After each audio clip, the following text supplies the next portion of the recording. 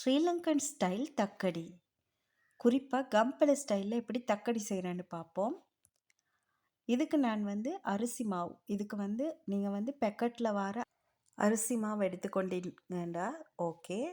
அப்படி இல்லைன்னு சொன்னால் நீங்கள் லூஸ் மாவும் இதுக்கு யூஸ் பண்ணலும். இப்போ இடியாப்பத்துக்கு மாவு பிணையிற மாதிரி நல்லா இதை பிணைஞ்சு எடுத்துக்கோங்க. நல்ல சுடு தண்ணி ஊற்றி இது மாதிரி பிணைஞ்சு எடுத்துக்கோங்க. அடுத்தது இதுக்கு தேங்காய் பூ, தேங்காய் திருகின தேங்காயில் கொஞ்சமாக சேர்த்திக்கோங்க. அடுத்தது கொஞ்சமாக கோதுமை மாவு. நீங்கள் 2 கப் அரிசி மாவு எடுத்தீங்கன்னு சொன்னால் ஒரு அரை கப் மாதிரி கோதுமை மாவு சேர்த்திக்கோங்க. இப்போ நான் கோதுமை மாவு தக்கடியும் செய்கிறேன், அரிசி மாவு தக்கடியும் செய்கிறேன். கோதுமை மாவு தக்கடி செய்கிறேன்னு சொன்னால் நீங்கள் கோதுமை மாவு ரொட்டிக்கு எப்படி மாவு பிணைவீங்களோ அதே போல் பிணைஞ்சு எடுத்துக்கொள்ளணும். இப்போ அரிசி மாவு தக்கடியை நான் அவிச்சு எடுத்துக்கொள்ள போகிறேன். ஸ்டீமரில் வச்சு கொஞ்சம் இடியாப்பம் மாதிரி நான் அவிச்சு எடுத்து தான் இதை செய்ய போகிறேன். இப்போ இது கோதுமை மாவு தக்கடி. கோதுமை மாவு தக்கடி நான் அவிச்சாமல் இப்படியே இந்த ஆணத்தில் கறியிலே சேர்த்து செய்வேன். இது இந்த கறியில் மட்டும்தான் இது வேகும். இது கோதுமை மாவு தக்கடி.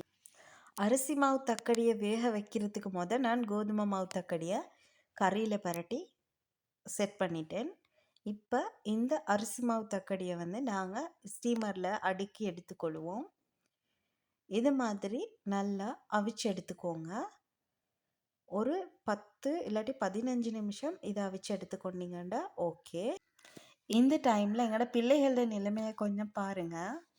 நீங்கள் ஸ்ரீலங்காவில் இல்லாமல் இந்தியாவில் அப்படி இல்லைன்னு சொன்னால் வேறு நாடுகள்லேருந்து எங்களோட சேனல் பார்க்குறீங்கன்னு சொன்னால் உங்களோட நாட்டிலையும் இந்த தக்கடி ரெசிபி செய்வீங்களான்னு சொல்லி மறக்காமல் கமெண்ட்டில் சொல்லுங்கள். இதுக்கு நீங்கள் இறைச்சி எடுக்க போக்குள்ள நல்ல முள்ளிக்கிற இறைச்சியாக பார்த்து எடுத்துக்கோங்க. அப்போ தான் தக்கடியோட டேஸ்ட் மிச்சம் கூடையாக இருக்கும். இப்போ நான் அவிச்செடுத்த எல்லா தக்கடியையும் இந்த ஆணத்தில் சேர்த்திக்கொள்ள போகிறேன்.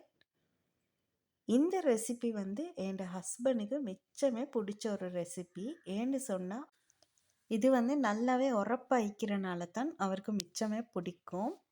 நீங்களும் இது மாதிரி உங்களோட ஹஸ்பண்ட்மாருக்கு செஞ்சு கொடுங்க. மிச்சம் சூப்பரான ஒரு ரெசிபி ஆகிக்கும். இந்த வீடியோ பிடிச்சிருந்தால் லைக் பண்ணுங்கள். பாய்.